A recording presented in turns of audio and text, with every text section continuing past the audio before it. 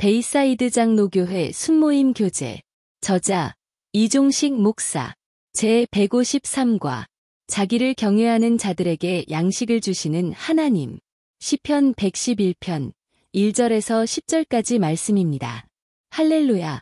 내가 정직한 자들의 모임과 회중 가운데에서 전심으로 여호와께 감사하리로다. 여호와께서 행하시는 일들이 크시오니 이를 즐거워하는 자들이 다 기리는도다. 그의 행하시는 일이 존귀하고 어미하며 그의 의가 영원히 서 있도다. 그의 기적을 사람이 기억하게 하셨으니 여호와는 은혜로우시고 자비로우시도다.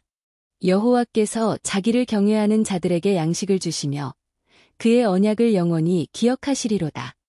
그가 그들에게 문나라의 기업을 주사 그가 행하시는 일의 능력을 그들에게 알리셨도다. 그의 손이 하는 일은 진실과 정의이며 그의 법도는 다 확실하니 영원무궁토록 정하신 바요 진실과 정의로 행하신 바로다.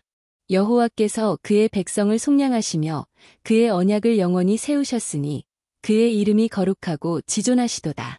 여호와를 경외함이 지혜의 근본이라. 그의 계명을 지키는 자는 다 훌륭한 지각을 가진 자이니 여호와를 찬양함이 영원히 계속되리로다. 아멘. 오늘 본문은 하나님을 경외하는 자에게 양식을 주시는 분이라고 말씀하고 있습니다. 그것이 당신에게 주는 교훈은 무엇이라고 생각하십니까?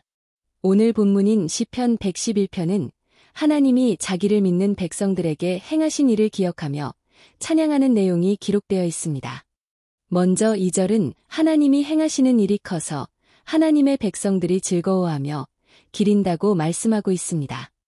기린다는 말은 기념한다는 말로서 하나님의 하신 일을 잊지 않고 사는 모습을 의미합니다. 그리고 시편 기자는 하나님이 하신 일로서 의를 드러내며 사람으로 기억하게 한다고 말하고 있습니다. 의를 드러내신다는 말은 하나님이 공의로 판단하시고 행하시는 일을 말하는데 애굽에 열 재앙을 부으셔서 이스라엘 백성을 출애굽하게 하신 것을 의미하고 있다고 성경학자들은 말하고 있습니다. 이 출애굽 사건은 영원히 이스라엘이 기억하게 되는 큰 일이었습니다. 그리고 그 일을 생각할 때마다 하나님은 살아계신 분으로 믿어지고 찬양받으실 만한 분으로 여겨지게 되었습니다. 우리는 이러한 말씀에서 왜 하나님은 애굽의 한 번의 재앙이 아니라 열 재앙을 부으셨을까를 생각하게 됩니다. 사람들은 바로 왕이 너무 강팍해서 한 번의 재앙으로는 하나님을 인정하지 않고 이스라엘 백성을 보내주지 않을 것 같아서였다고 말합니다. 그러나 그 의견은 한편으로는 맞는 말이지만 다른 뜻이 있다고 믿어집니다. 하나님은 단 한 번의 재앙으로 애굽을 무너뜨리고 이스라엘 백성을 출애굽하게 할 수 있는 분이시기 때문입니다. 10번의 재앙을 통해 출애굽을 하게 하신 것은 바로 왕보다는 이스라엘 백성을 위한 것이었다고 생각됩니다. 그 이유는 이스라엘 백성은 한 번의 재앙으로 출애굽을 하게 된다면 그 재앙은 하나님으로부터가 아니라 우연이라고 생각하기 쉬웠을 것이기 때문입니다. 그러나 10번의 재앙이 모세의 말대로 이루어지자 이스라엘 백성은 그것을 하나님이 하신 것으로 확실히 믿게 되었던 것입니다. 우리는 이러한 말씀에서 왜 하나님이 단번에 우리의 문제를 해결하시지 않고 여러 단계를 거쳐서 해결해 주시는 이유를 알게 됩니다. 단번에 문제가 해결되면 그 순간은 우리가 기뻐하지만 시간이 지나면 우연이라고 생각하게 될 가능성이 있기 때문입니다. 그 증거는 수많은 간증자가 처음엔 하나님이 하신 일을 증거하지만 시간이 지나면서 시들해지는 것을 봅니다. 그리고 옛날로 돌아가는 분들이 많았습니다. 그 이유는 한 번의 경험 가운데 우연이라고 생각하게 하는 사탄의 유혹에 빠졌기 때문입니다. 이런 이유로 하나님은 우리의 문제를 단계를 거쳐서 해결해 가실 때가 있습니다. 그 증거는 많은 성도님들이 팬데믹 기간에 이전엔 할 수 없는 감사를 하는 것입니다. 그런 전염병 중에도 하나님이 이를 계속하게 허락하심을 감사하고 먹을 것 입을 것을 허락하시는 것을 감사하고 병에 걸려 죽지 않게 된 것을 감사하였습니다. 그러니까 팬데믹의 태풍 가운데서 우리들은 하나님을 섬세히 경험하고 있었습니다. 이런 이유로 팬데믹을 통과한 이 시대의 사람들은 영원히 팬데믹 기간을 생각하며 하나님을 찬양하고 하나님을 인정하게 될 것을 믿습니다. 아마도 이 기간을 통과한 성도들은 열재앙을 통과하는 이스라엘이 경험했던 것을 경험하고 있음을 믿습니다. 수많은 사람들이 병에 걸려 죽게 되는 가운데 자신이 지금도 안전하게 사는 것에 대하여 기적 같은 생각이 들며 하나님께 감사하게 될 것이기 때문입니다. 그리고 그 과정에서 이스라엘이 경험했던 하나님의 자비로우심을 기억하였을 줄로 생각됩니다. 그 이유는 애굽의 재앙이 부어질 때 이스라엘 백성이 올바로 살아서가 아니라 하나님의 백성이기에 약속하신 대로 보호하신다는 것을 느끼며 하나님의 은혜를 느끼게 되었을 것이기 때문입니다. 이스라엘 백성이 거하는 곳과 피를 문 양옆과 위에 바른 집에는 재앙이 피해갔기 때문입니다. 이런 이스라엘의 경험을 우리도 똑같이 하였다고 믿습니다. 하나님이 우리를 팬데믹에서 보호하신 이유는 우리가 올바로 살아서가 아니라 하나님의 약속하신 대로 그를 의지하는 자들을 보호하셨기 때문이라고 믿습니다. 그 증거로 오늘 본문 5절 그리고 6절은 다음과 같이 말씀하고 있습니다.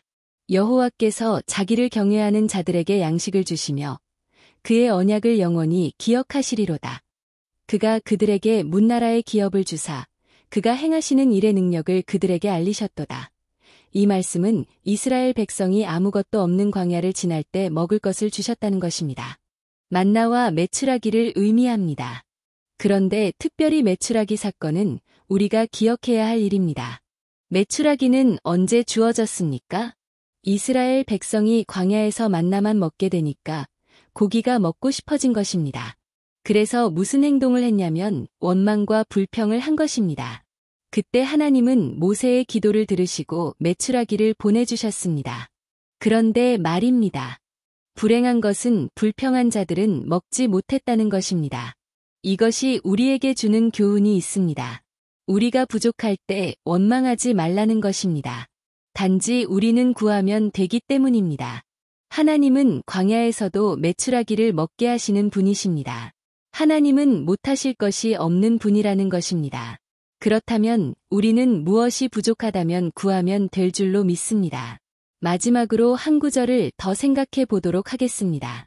10절 말씀입니다. 여호와를 경외함이 지혜의 근본이라 그의 계명을 지키는 자는 다 훌륭한 지각을 가진 자이니 여호와를 찬양함이 영원히 계속되리로다. 이 말씀에서 훌륭한 지각을 가졌다는 말은 올바른 지식을 가지고 있다는 말입니다.